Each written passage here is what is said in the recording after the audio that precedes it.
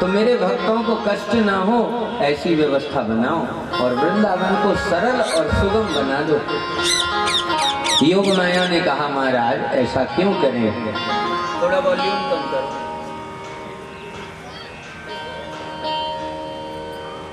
तो योग माया ने व्यवस्था बनाई।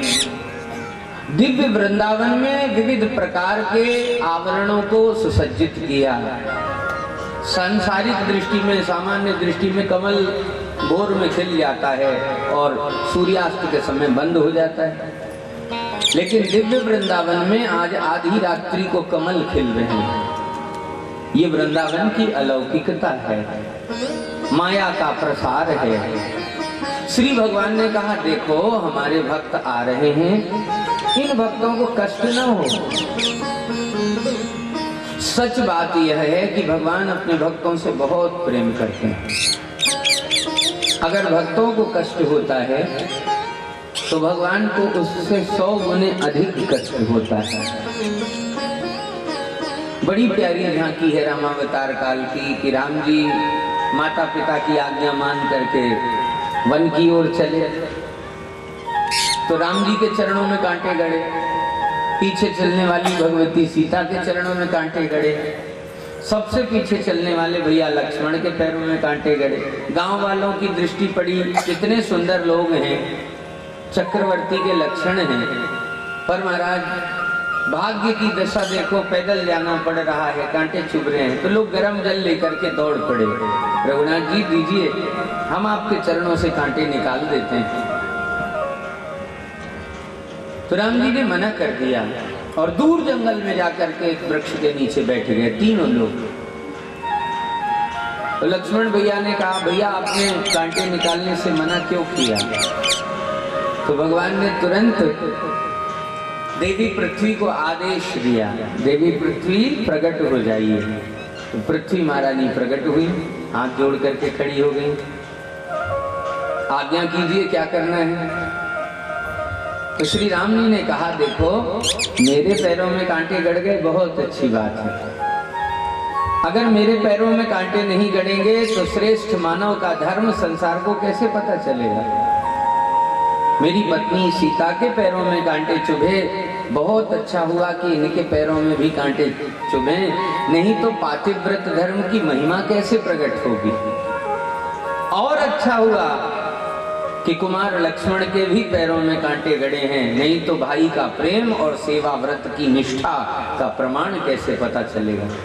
लेकिन देवी पृथ्वी ध्यान रहे, जब मेरा लाडला भरत मुझसे मिलने के लिए आए उस समय एक कंकड़ी भी उसके पैर में गड़नी नहीं चाहिए।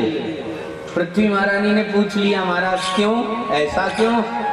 बोले यदि धोखे से भी भरत के पैरों में कंकड़ी चुभ गई तो भरत उसी समय अपने प्राण त्याग देगा कि जब मेरे पैरों में इतना कष्ट हुआ है तो मेरे भगवान के पैरों की क्या दुर्दशा हुई होगी।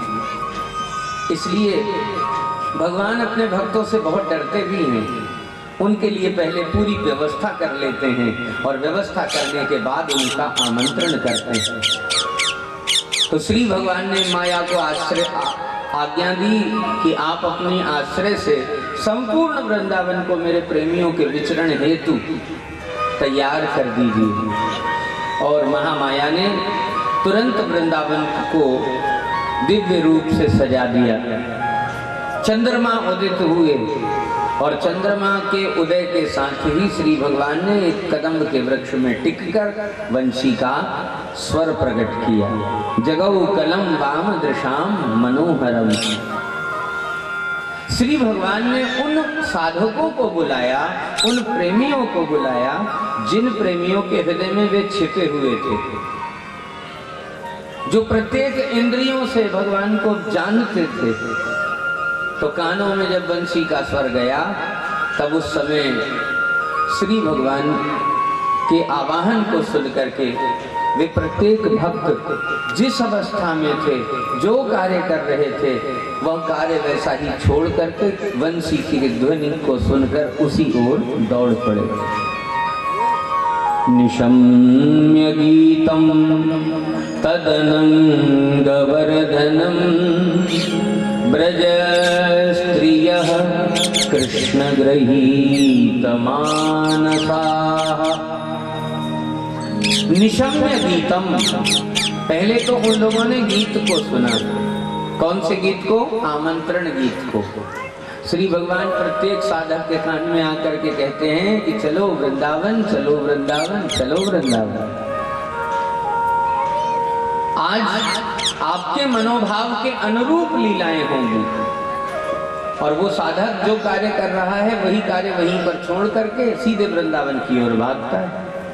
अर्धरात्रि का समय है।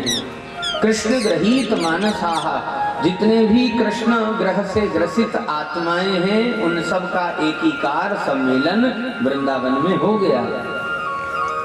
कदम्ब के वृक्ष को घेर करके चारों ओर से ये ब्रज वनिताएं खड़ी हो गईं। ये भक्त उपस्थित हो गए और सबको देख करके श्री भगवान मुस्कुराते हुए प्रेम पूर्वक उन गोपियों से कहने लगे, स्वागतम वो महाभागाः प्रियः किं करवामि ते ब्रजस्यानामयं कश्चित् ब्रूतागमन कारणम्। स्वागतम स्वागतम स्वागतम वो महाभागा, आप सबका बहुत स्वागत है। बताइए मैं आपका कौन सा प्रिय कार्य है जो कर सकता हूँ। ब्रज में फिर से क्या कोई विपत्ति आ गई कि उस विपत्ति को दूर करने के लिए आप यहाँ मेरे पास सहयोग मांगने के लिए आधी रात को आ गई हो। ब्रूतागमन कारणम, अपने आगमन का कारण मुझसे कहो। तो ये सुनते ही गोपांगनाएं कातर हो गईं। जय जय, आपका व्यवहार तो बड़ा विचित्र है। स्वयं आमंत्रित करते हो और फिर बुलाने पर पूछते हो कि कैसे आगमन हुआ। भगवान ने कहा मैंने तो नहीं बुलाया, आप सब अपने आप आई हो। गोपिकाओं ने कहा महाराज तो ये बंसी झूठी मूठी ध्वनि को प्रकट करने वाली है।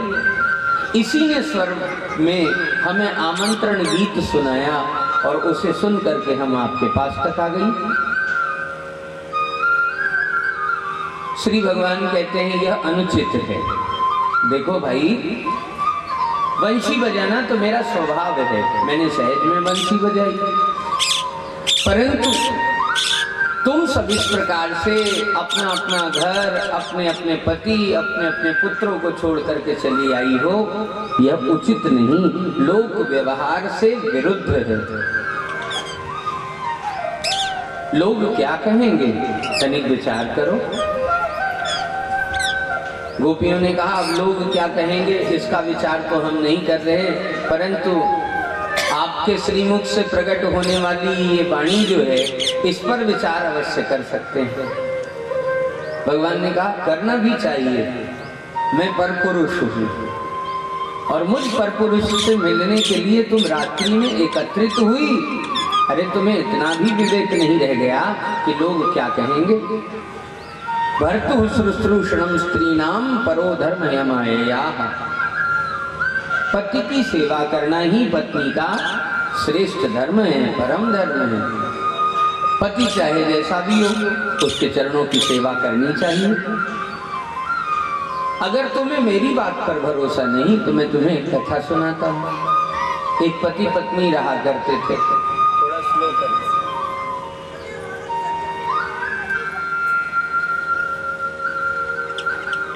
ब्राह्मण देवता थे, प्रातः काल अग्निहोत्र किया करते।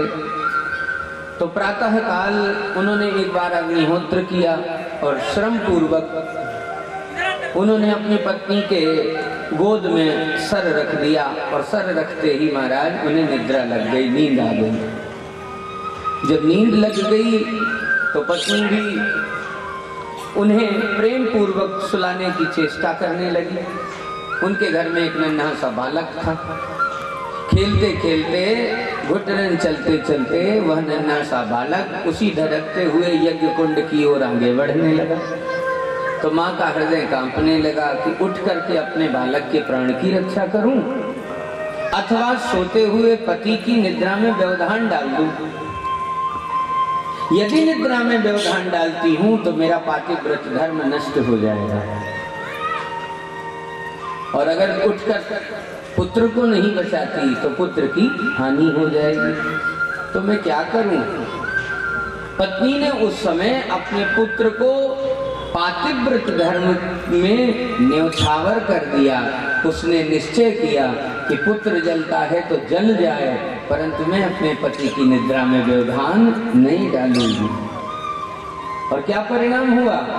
वह नन्हा सा बालक घुटन चलता चलता यज्ञ कुंड में गया और गिर गया। किंतु पतिव्रता नारी के इस पातिव्रत धर्म के प्रभाव से यज्ञ कुंड की जो धधकती अग्नि थी वह पुष्पों में परिवर्तित हो गई और बालक के प्राणों की रक्षा हो गई। यदि पत्नी अपने पातिव्रत धर्म को तोड़कर अपने पुत्र के प्राण की रक्षा करती तो उसका धर्म उसके हाथ से छूट जाता। गोपिकाओं, इसीलिए मैं तुम्हें ये कथा सुना रहा हूँ कि भर्तुः शुश्रूषणं स्त्रीणाम परो धर्म यमायया। तुम भी अपने अपने पतियों को छोड़कर यहाँ आई हो, लौट जाओ, अन्यथा तुम्हारा पातिव्रत धर्म टूट जाएगा, समाप्त हो जाएगा। गोपियां चरण पकड़ करके रोने लगी और रोते हुए एक ब्रजांगना ने कहा, महाराज एक बात तो पक्की है कि आज आपकी पोल खुल गई। भगवान ने कहा, कैसी पोल? बोले, आज हमें ये पता चल गया, अभी तक हम यह मानती थी कि आप दोनों प्रकार से सुंदर और कोमल हैं, शरीर से भी और मन से भी, लेकिन आज ये बात हमें पता चल गई कि आप केवल और केवल शरीर से सुंदर हैं, अंदर आपका हृदय बहुत कठोर है। अन्यथा सरल हृदय वाला व्यक्ति ऐसी कठोर बातें कभी कह ही नहीं सकता। मयिवम विभोरहति भवान गदितुम नृशंसम। आपने बहुत कड़वी बात बोली है। संस्त्यज्य सर्व विषयाम पादमूलम। पहले तो हम ये सफाई दे दें कि हम आपके चरणों में किसी कामना से, किसी लालच से, किसी सांसारिक वासना से आपके पास नहीं आई हैं। हमने अपनी समस्त वासनाओं को पहले ही आपके चरणों में जलाकर भस्म कर दिया है। संस्त्यज्य सर्व विषयांस तव पाद मूलम। और हम कौन हैं आपके लिए दृष्टि में? आप कहते हैं कि हम पत्नियां हैं, तो हम पत्नियां नहीं हैं, हम आपकी भक्त हैं। भक्ता भजस्व दुर्वग्रह मां तेजस्मान। आप हमारा त्याग करें या स्वीकार करें, इससे हमें अंतर नहीं पड़ता। हम तो आपके भक्त हैं और भक्तों से ही भगवान की शोभा होती है। केवल आपको इतना बताना चाहते हैं कि देवो यथादि पुरुषो भजते मुमुक्षुन। जैसे कोई मुक्ति की इच्छा रखने वाला मुमुक्षु अपने आदि पुरुष भगवान का भजन करता है, हम ब्रजांगनाएं भी आपके चरणों का वैसा ही भजन करती हैं। इसके अलावा हमारे हृदय में और कोई दूसरी बात नहीं है। हाँ, हमारे हृदय पर डांका डालने वाले आप हैं। हमारे नेत्रों में अपनी छवि बसाने वाले भी आप हैं। हमारे हर ग्रह कार्य में बाधा डालने वाले भी आप हैं। जब हम अपने घरों का काम करती हैं तब उस समय आपके गुणों का गायन करती हैं। जब हम अपने पतियों की सेवा करती हैं, पुत्रों से लाड़ करती हैं, तब भी हम आपको ही पुत्र मान करके उनका श्रृंगार करती हैं कि मेरा लाला बिल्कुल कन्हैया जैसा दिखाई दे। क्यों? क्योंकि यही हमारी भक्ति है। यामह कथम करमथो करवाव किंबा। अब हम अपने पति को भी आपका स्वरूप माने, अपने पुत्र को भी आपका स्वरूप माने, अपने सास ससुर आदि परिवार परिकर को भी आपका रूप माने, तो इसमें हमारा दोष कहाँ है? पर ठाकुर जी, आप तो बड़े विद्वान हैं, आपने कथा सुनाई, बहुत कृपा की, उपदेश दिया और बड़ी कृपा की। अब कृपा करके हम आपको एक कथा सुनाते हैं। आप तो बहुत विद्वान हैं, तो इसका उत्तर भी आप ही हमें प्रदान कीजिए। एक पति पत्नी थे, आपस में बड़ा प्रेम करते थे। तो पति को किसी कार्य से परदेश जाना हुआ। पति ने कहा कि देवी, बदले में तुम हमारा चित्रपट रख लो, फोटो रख लो, और इन्हीं को भोग लगाना, इन्हीं को स्नान कराना, इन्हीं के से बातें करना, तब तक हम अपना काम करके लौट आएंगे। पत्नी ने स्वीकार कर लिया और पति परदेश चले गए व्यापार करने के लिए। महाराज, कई दिन बीत गए, महीनों बीत गए, और कई महीनों के बाद जब एक दिन पत्नी अपने चित्रपट वाले पति देव को भोग लगा रही थी, उसी समय वास्तविक पति ने आकर द्वार पर कुंडी बजाई और आवाज लगाई, देवी दरवाजा खोलो। तो आप तो बड़े विद्वान हो भगवान, कृपा करके बताओ कि उस पत्नी को क्या करना चाहिए? चित्रपट को भोग लगाना चाहिए या द्वार पर खड़े वास्तविक पति को भीतर लाना चाहिए? मुस्कुरा करके कहते हैं ये कठिन प्रश्न नहीं है, बड़ा सरल है। जब वास्तविक पति आ गया तो फिर नकली फोटो की, नकली चित्र की क्या आवश्यकता है? गोपियों ने कहा, महाराज हमने भी तो यही किया। इस संसार के एकमात्र प्राणपति आप ही हैं, और जब आप आ गए तो ये जो जितने हमें पति प्राप्त हुए हैं, ये सब आपके ही चित्र तो हैं। हमने इन्हें छोड़ करके आपके चरणों को पकड़ लिया, तो क्या हमारा पातिव्रत धर्म नष्ट होगा? भगवान ने कहा, बिल्कुल नष्ट नहीं होगा। ब्रजवामाओं, सच तो यह है कि हम तुम्हारे प्रेम की परीक्षा ले रहे थे, और प्रेम की परीक्षा में सदा की भांति तुम इस बार भी विजयी हो गई। तुमने विजय प्राप्त कर ली। अब जितनी भी ब्रजवामाएं वहां उपस्थित हैं, महाराज सबको प्रेम पूर्वक श्री भगवान ने श्रृंगार का आदेश दिया, और आदेश देने के उपरांत प्रेम पूर्वक वहां पर लघुरास प्रारंभ हुआ। ये लघुरास क्या है? जब कोई बड़ा कार्यक्रम किया जाता है तो उसके पहले रिहर्सल की जाती है। सीधे बड़ा कार्यक्रम नहीं कर दिया जाता, पहले रिहर्सल जरूरी है। क्यों? जब वास्तव में किया जाएगा तो उसका स्वरूप विराट होगा। तो विराट दृश्य का दर्शन कराने से पहले पहले लघु रूप में उसका दर्शन अनिवार्य है। तो भगवान ने गोपियों को विशेष रस में प्रवेश देने के पूर्व उनके मन की और उनके भावना की स्थिति को जांचने के लिए लघुरास प्रारंभ किया। ये लघुरास कैसा है? गोपियां अपने अपने आवृत्त में विराजमान हैं, मध्य में भगवान खड़े हैं, और गोपियां भगवान को आदेश करती हैं, ठाकुर जी सिर पर हाथ रख कर नाचो। तो भगवान सिर पर हाथ रख कर नाचते हैं। गीत वाद्य ताल नृत्य प्रारंभ होता है, ठाकुर जी लेट कर नाचो। तो भगवान लेट कर नाचने लगते हैं। जय जय, अब हम ब्रजांगनाओं के साथ में नाचो। तो श्री भगवान सब ब्रजांगनाओं के साथ में नाचने लगते हैं। गोपियां कहती हैं, अब हम ताली बजाएंगी, हमारे ताली की ताल पर आप नृत्य करो। तो श्री भगवान वैसा ही नृत्य करते हैं। अंत में ये ब्रजवामाएं मन में सोचती हैं, हम कितनी सौभाग्यशाली हैं कि त्रिभुवन का स्वामी, जिनके संकेत में ब्रह्मादिक देवता नृत्य करते हैं, वो ब्रह्मादिक देवताओं को नचाने वाला आज हमारे संकेत पर नाच रहा है। और जैसे ही गोपियों के मन में ये सौभाग्य मद प्रवेश करता है, तो भगवान उनके इस सौभाग्य मद को समाप्त करने के लिए और भक्ति का प्रसाद प्रदान करने के लिए वहां से अंतर्ध्यान हो जाते हैं। तासाम तत् सौभगमदम् वीक्ष्यमानं च केशवः प्रसमाय प्रसादाय तत्रैर्मान्तर्धीयत।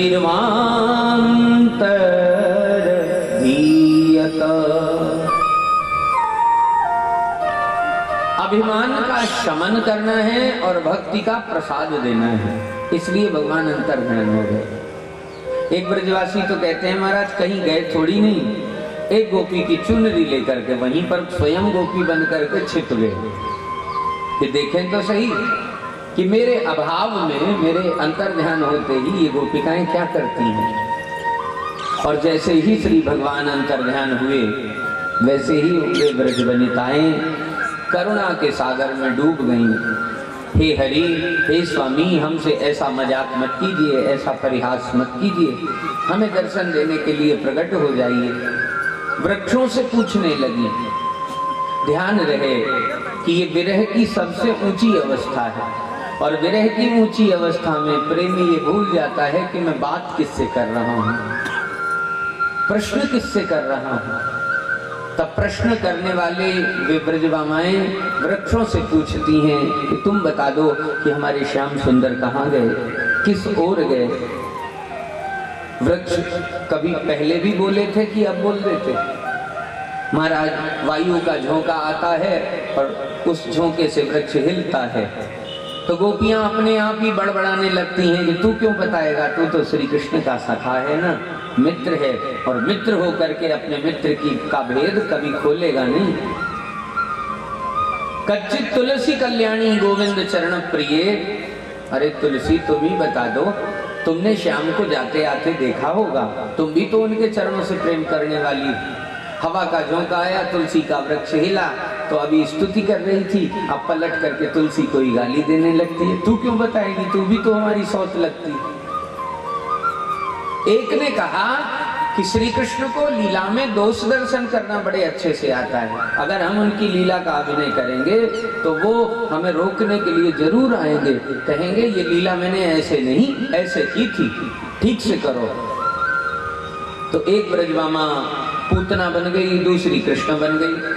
एक ने अपनी चूनर को लहराया, गिरिराज बनाया, और बाकियों को आज्ञा की कि आ जाओ ब्रजवासियों, मैं इंद्र के कोप से तुम्हारी रक्षा करने के लिए गिरिराज उठा रखा है, मेरी शरण में आ जाओ। तो लीला का भी अभिनय किया, परंतु महाराज उस लीला के अभिनय से भी गोविंद की प्राप्ति नहीं हुई। और तब पुराणकार कहते हैं कि गोपियों ने नाम का आश्रय लिया। हा नाथ रमण प्रेष्ठ क्वासी क्वासी महाभुज दास्यास्ते कृपणायामे सखे दर्शय सन्निधिम्। हा नाथ, हा रमण, हा प्रेष्ठ, हा महाभुज, हा सखा। 6 संबोधन प्रदान किए श्री भगवान को, लेकिन महाराज एक भी संबोधन से श्री भगवान प्रकट नहीं हुए। अंत में राधा रानी को बड़ी दया आई कि मेरी ब्रजमामाएं हैं, मेरी सखियां हैं, मेरी गोपिकाएं हैं, और मेरी होकर के वन वन में भटके। तो जो अभिमान गोपियों ने किया था वही अभिमान राधा रानी ने भी किया, और भगवान से मुस्कुरा करके कहने लगी, महाराज तुम्हारे साथ अकेले चलते चलते हमारे पैर दुख गए। तो भगवान ने कहा, अगर पैर दुख रहे हैं तो आइए कंधे में बैठ जाइए, स्कंद मारो, यह काम। और जैसे ही श्री राधा रानी ने अपने चरण उठाए चढ़ने के लिए, वैसे ही भगवान वहां से भी अंतर ध्यान हो गए। तो गोपियों को मिलाने के लिए श्री राधा रानी ने ऐसा अभिनय किया, ऐसा मान किया। पुराणकार कहते हैं सारी गोपांगनाएं रोती हुई श्री राधा रानी से मिली। राधा रानी ने कहा कि जो अभिमान तुम्हारे जीवन के विलग्नता का कारण बना, वही अभिमान मेरे भी जीवन में दोष दे गया है। अब चलो हम सब मिल करके उन्हें पुकारती हैं। तो पुनः पुलिनमागत्य कालिंद्याम कृष्ण भावना। जो वस्तु जहां खो गई हो वहीं ढूंढने में भलाई है। श्री कृष्ण जहां से छिपे थे, जहां से अंतर्हित हुए थे, उसी स्थल पर सारी ब्रजमामाएं लौट कर आईं और निर्णय किया कि अब हम गोविंद की प्राप्ति के लिए गीत का गायन करेंगे, और गीत गाने से भी अगर गोविंद की प्राप्ति नहीं हुई तो इसी यमुना जी के जल में कूद करके अपने प्राण समर्पित कर देंगे। मैंने कथा के दूसरे दिन कहा था कि गीत कोई सामान्य उपासना नहीं है, क्योंकि गीत गाने से गोविंद की प्राप्ति होती ही है, परंतु गीत कैसा हो, इन ब्रजमामाओं जैसा हो, जहां प्राण की बाजी लगी हुई हो कि अगर गीत गाने से आपकी प्राप्ति नहीं हुई तो महाराज हम भी अपने प्राणों का समर्पण कर देंगे। तब उन गोपियों ने गोविंद की प्राप्ति के लिए एक अनोखा गीत गाया। श्रीमद् भागवत का प्राण गीत है यह, इसे गोपी गीत कहते हैं। कनक मंजरी छंद में आबद्ध है। आइए उसके कुछ छंदों को हम और आप प्रणाम करते हैं और फिर आगे महाराज के प्रकरण में प्रवेश करते हैं। श्री रासेश्वर भगवान की जयति तेधिकम् जन्मना व्रजः श्रयति इंदिरा सस्वदत्रहि दयित दृश्यता दीक्षुतावका त्वयि धृतास्तव त्वां विचिन्वते शरदुदासये साधुजात सत् सरसिजोदर श्रीमुषादृशा सुरत नाथ से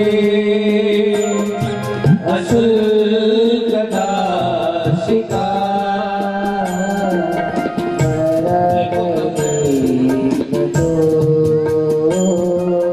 नेह किं वद विषजलाप्यया व्यालराक्षसा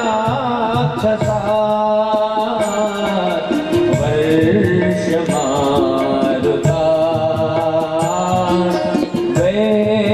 वैद्युतानुला मृगभयात्मजा विश्वतोद्भया निषवते वयं रक्षिता न खलु गोपिका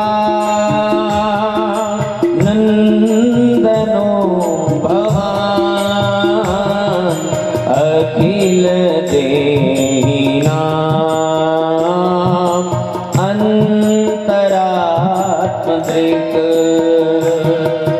विखन सार्थितो विश्वगोप्तये सखौ देवान् सार्वताम्बुले विरचिता वयं विष्णुदुर्यते चरणमीयुषां संश्रुतेर्भया करसरोरुहं कान्तकामदम्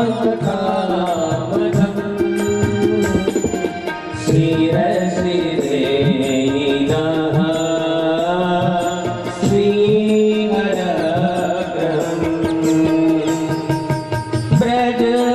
व्रजजनार्तिहन् वीरयोषितान् निजजन स्मय ध्वंसिन स्मितः भज किं करीश्वरो जलरोहाननं चारुदर्शय प्रणतदेहिनां पापकर्षणम्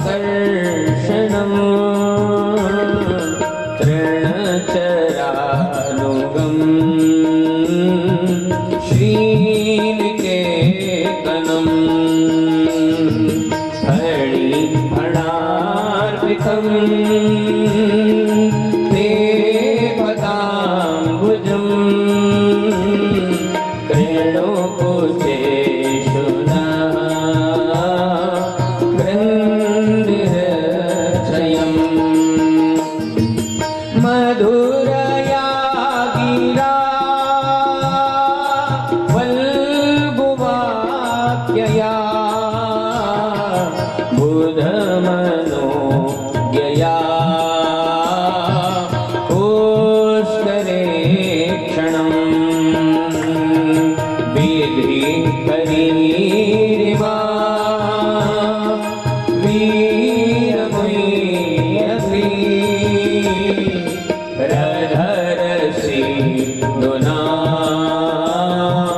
प्यायय स्वरम् तव कथामृतम् तप्तजीवनम् कविभिरीडितम् कल्मषापहम् श्रवणमङ्गलम् श्रीमदाततम् भुवि गृह्णन्ति ते भूरिदा जना भुवि गृह्णन्ति ते भूरिदा जना भुवि गृह्णन्ति ते भूरिदा जना भुवि गृह्णन्ति ते भूरिदा जना। गोपियां भाव में भर करके श्री भगवान को यह गीत सुनाती हैं। गीत के पग पग में प्रार्थना है कि हे नाथ प्रकट हो जाइए, यदि हम आपकी हैं तो प्रकट हो जाइए, यदि हमारा स्नेह सच्चा है तो प्रकट हो जाइए, यदि आपने हमारी बार बार प्राण रक्षा की है तो प्रकट हो जाइए, यदि हम आपकी अशुल्क दासियां हैं तो प्रकट हो जाइए। लेकिन भगवान बहुशः श्लोक सुनने के बाद भी प्रकट नहीं हुए। अंत में 19वां श्लोक श्री राधा रानी ने प्रकट किया।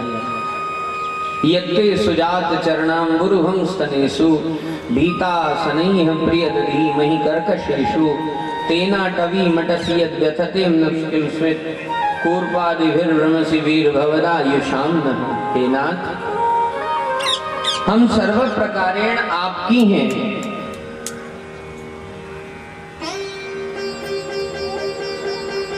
जिन सुकुमार चरणों को अपनी छाती से लगाते हुए हमें डर लगता है कि कहीं हमारे कठोर हृदय आपके कोमल चरणों में चुभ न जाए, उन कोमल चरणों से आप वृंदावन में कंटकाकीर्ण मार्ग में विचरण कर रहे हैं, तो सरकार हमें ऐसे दर्शनों की आवश्यकता नहीं है। आपको कष्ट हो और हमें सुख हो, ये हमें स्वीकार नहीं है। और यही प्रेम की पराकाष्ठा है, जहाँ साधक अपने सुख को छोड़ करके परमात्मा के सुख को ग्रहण करता है। यही भाव परमात्मा को सबसे प्रिय लगता है। और ठीक उसी समय श्री भगवान प्रकट हो गए।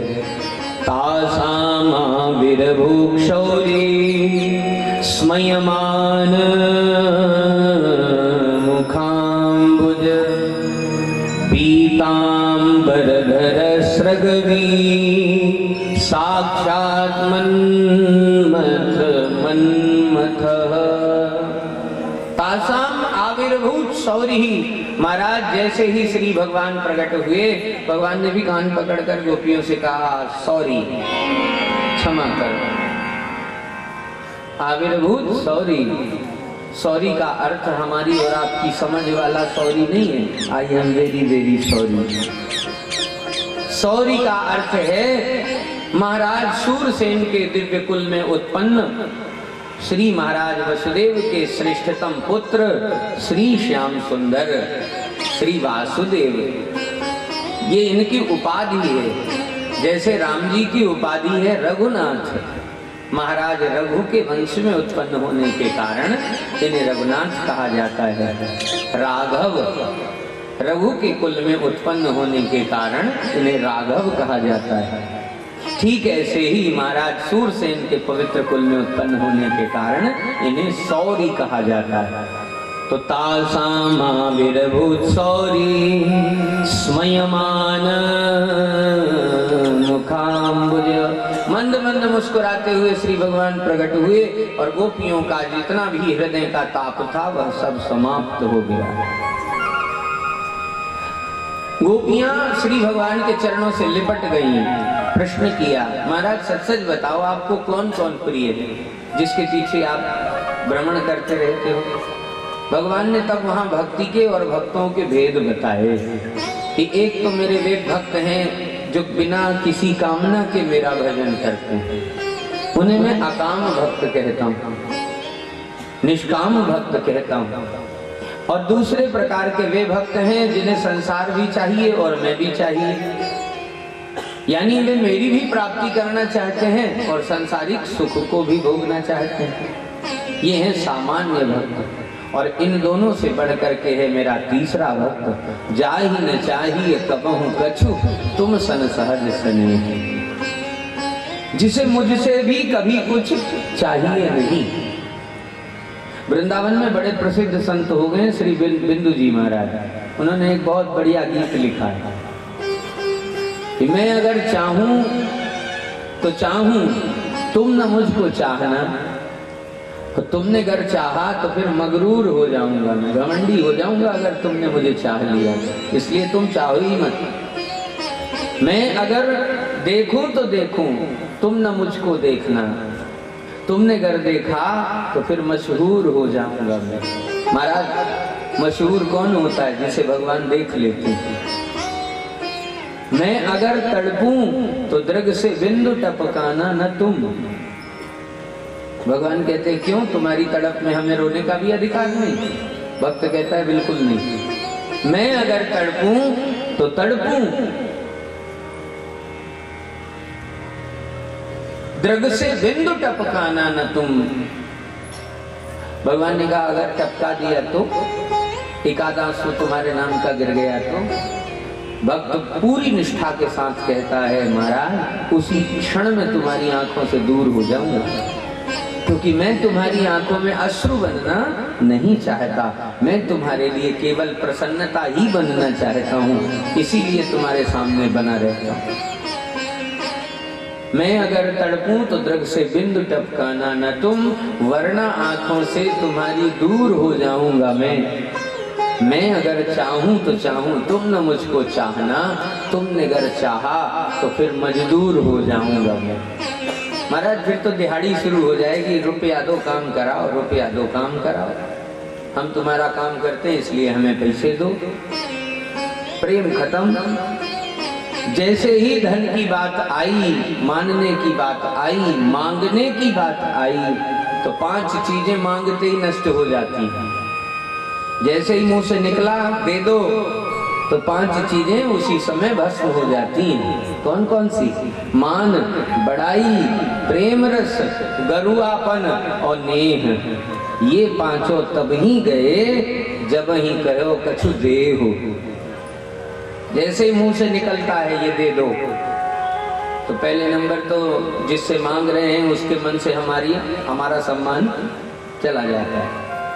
दूसरे नंबर में जो आपने बड़प्पन कमा करके रखा है, महाराज इतना बड़ा आदमी हो के हमसे मांगता है। जो आपने अपना वजन समाज में बनाया है, मांगते ही आपका वह वजन ध्वस्त हो जाता है। जो स्नेह बना हुआ है इतने दिनों का, महाराज वह स्नेह भी मांगते ही छू हो जाता है। और अंत में जो प्रेम है, पैसे को बीच में रख दीजिए, प्रेम में अपने आप ताला लग जाएगा।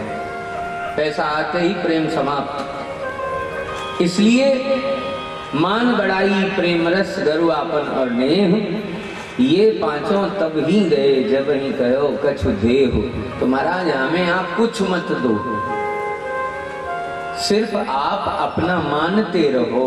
हमें केवल इतना चाहिए कि हम तुम्हारे हैं और तुम हमारे हो, इसके अलावा हमें कुछ चाहिए ही नहीं। जाहि न चाहिए कबहू कछु, तुम सद सहज सने। और स्नेह में भी सहजता होनी चाहिए, बनावट नहीं होनी चाहिए। सहजता इतनी कि जब तुम्हारी मर्जी पड़े तुम हमसे मिल लो, और जब हमारी मर्जी पड़े तो हम तुमसे मिलने। अगर व्यस्त हो तो मिलने आएंगे ही क्यों। इसीलिए भगवान उन गोपियों को समझाते हुए कहते हैं कि एक मेरे वो भक्त हैं जो मुझसे चाहते हैं, दूसरे मेरे वो भक्त हैं जो मुझसे कुछ नहीं चाहते हैं, और तीसरे वो भक्त हैं जो मुझसे भी कुछ नहीं चाहते हैं। और मैं ऐसे ही भक्तों के पीछे दिन रात घूमता रहता हूँ। क्यों? क्योंकि ऐसे भक्तों की चरण की जो धूली उड़ती है, उस धूली से मैं स्नान करके अपने पापों से मुक्त हो जाता हूँ। ये राक्षसों को मारने के बाद जो भगवान के सिर पर पाप चढ़ता है ना, भगवान अपना पाप ऐसे ही धोते हैं। ऐसे ही महापुरुषों के पीछे घूम घूम करके उनकी चरण धूली से स्नान करते हैं और अपने पापों से सर्वथा मुक्त हो जाते हैं। गोपियों ने कहा महाराज पाप और ताप की बात दूर रही, वृंदावन का सुंदर समय है, आप कृपा करके जिस कारण से हमें बुलाया था अब उस रस का आस्वादन प्रदान कीजिए। तब श्री भगवान ने प्रत्येक ब्रजमामा को अपने हाथों से श्रृंगारित किया, सजाया, और सजाने के उपरांत आज्ञा की। बहुत बड़ा रास मंडल उपस्थित हुआ। उस रास मंडल में भगवान ने अन्यान्यतम रूप बनाए। कितने रूप बनाए? बोले योगेश्वरेण कृष्णेन तासाम मध्ये द्वयोर द्वयोर। गोपांगना दाईं ओर देखे तो भी कृष्ण और बाईं ओर देखे तो भी कृष्ण। महाराज ऐसे अद्भुत महारास मंडल में ब्रजांगनाएं अत्यंत उत्साह के साथ श्री कृष्ण के साथ सहित रासोत्सव में प्रवृत्त हो गई। रासोत्सव संप्रवृत्तो गोपी मंडल मंडितः योगेश्वरेण कृष्णेन तासाम मध्ये द्वयोर द्वयोः। अब आइए हम और आप भी गीत के माध्यम से उसी दिव्य रास मंडल में चलते हैं जहां श्री ठाकुर जी अपनी गोपिकाओं के साथ में और श्री राधा रानी के साथ में नित्य रास कर रहे हैं। संग राधा नाची रे गोकुल में देखो, वृंदावन में देखो,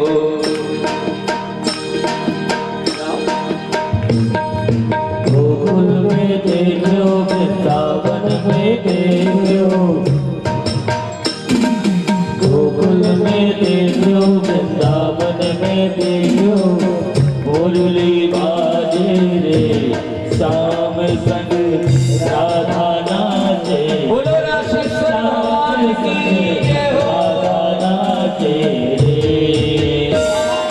गोकुल में देखो, वृंदावन में देखो रे, गोकुल में देखो, वृंदावन में देखो रे, वंशी बाजी रे श्याम संग राधा नाची रे, श्याम संग राधा नाची रे, श्याम संग राधा नाची रे।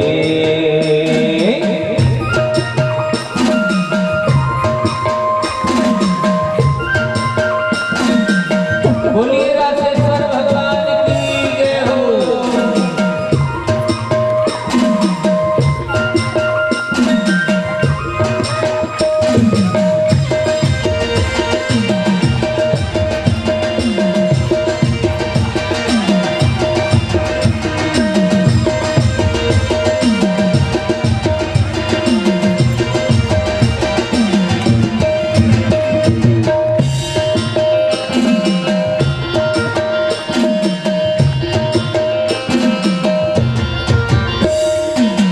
छम छम नाचे राधा रानी, सुन के मीठी मुरलिया, छम छम नाचे राधा रानी, सुन के मीठी मुरलिया, छम छम नाचे राधा रानी, सुन के मीठी मुरलिया, छम छम नाचे राधा रानी, सुन के मीठी मुरलिया, श्याम छवि पर बलिहारी सब गोपी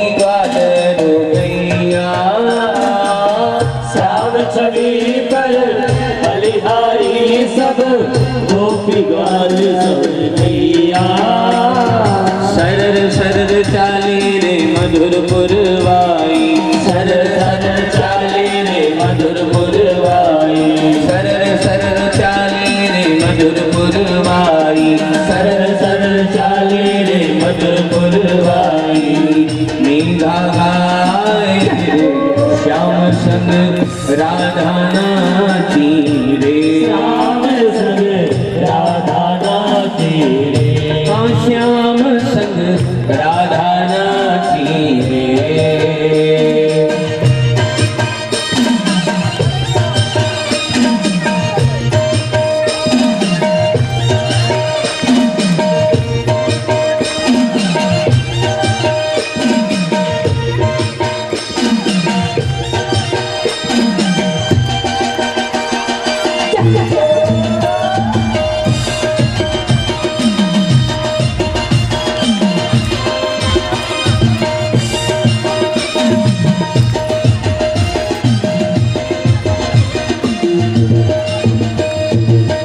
वंशीवट पर यमुना तट पर कान्हा दास रचाए, वंशीवट पर यमुना तट पर कान्हा रास रचाए। वंशीवट पर यमुना तट पर कान्हा रास रचाए, वंशीवट पर यमुना तट पर कान्हा रास रचाए। गोपी बन कर शंकर आए, योग गोपेश्वर कहलाए, गोपी बनकर शंकर आए, गोपेश्वर कहलाए। डम डम डम डमरू बाजे कान्हा की मुरली पर, डम डम डम डमरू बाजे कान्हा की मुरली पर, डम डम डम डमरू बाजे कान्हा की मुरली पर, डम डम डम डमरू बाजे कान्हा की मुरली पर। जग सरनाचे रे श्याम संग राधा नाचे रे, श्याम संग राधा नाचे रे। गोकुल में देखो वृंदावन में देखो रे, गोकुल में देखो वृंदावन में देखो रे, वंशी बाजी रे श्याम संग राधा नाची रे, श्याम संग राधा नाची रे।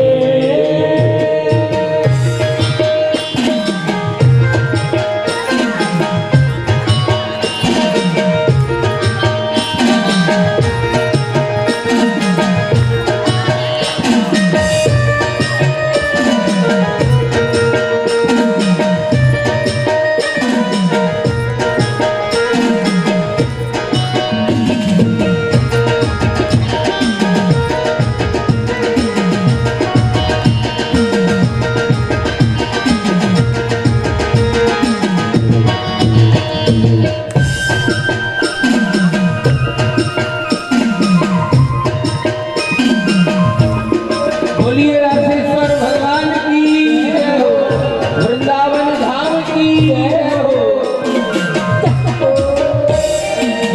चंद्र किरण सो श्याम सलोना, दो आंखें कजरारी, चंद्र किरण सो श्याम सलोना, दो आंखें कजरारी।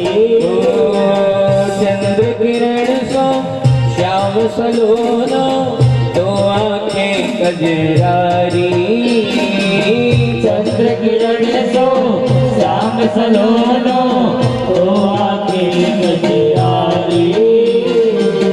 ठुमक ठुमक नाचे गोपियन के संग, जगत का पालनहारी, ठुमक ठुमक नाचे गोपियन के संग, जगत के पालनहारी। श्याम बिहारी संग राधा कुमारी भी, श्याम बिहारी संग राधा कुमारी भी, श्याम बिहारी संग राधा कुमारी भी, श्याम बिहारी संग राधा रंग में विराजे श्याम संग राधा नाची रे, श्याम संग राधा नाची रे, श्याम संग राधा नाची रे, श्याम संग राधा नाची रे।